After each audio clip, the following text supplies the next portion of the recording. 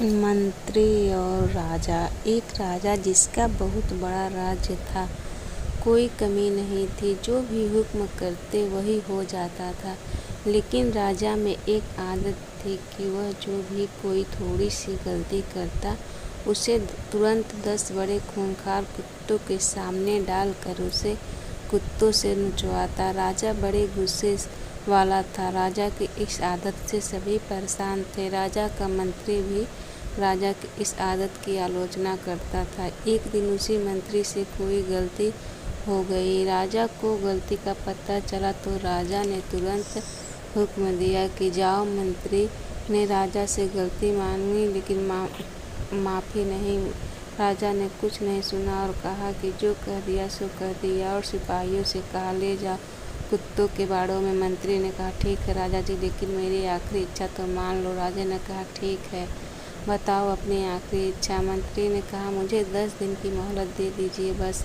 राजा ने कहा ठीक है, 10 दिन की मोहलत दे देते हैं, लेकिन 11वें दिन सज़ा जरूर मिलेगी। मंत्री 10 दिन तक राजा के पास नहीं आया और 11वें दिन राजा के सामने पेश हो गया। राजा ने मंत्री को देखा और सिपाहियों से कहा जो सज़ा रखी थी मंत्री के लिए उसे पूरी की जाए। सिपाही मंत्री को कुत्तों के बाड़े में लेकर गए। कुत्तों को भी खोल दिया गया, लेकिन कुत्ते मंत्री पर प्रहार करने के बजाय मंत्री से प्यार से पेश आ रहे थे।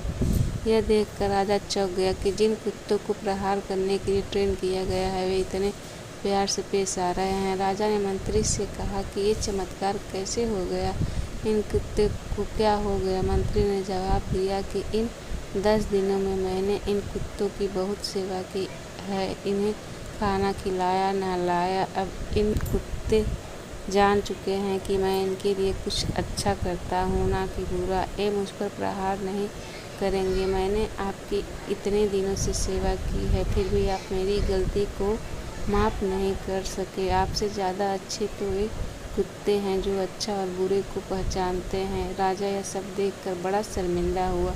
एक कहानी हमें सिखाती है कि हमें हमेशा सोच समझकर फैसले लेने चाहिए।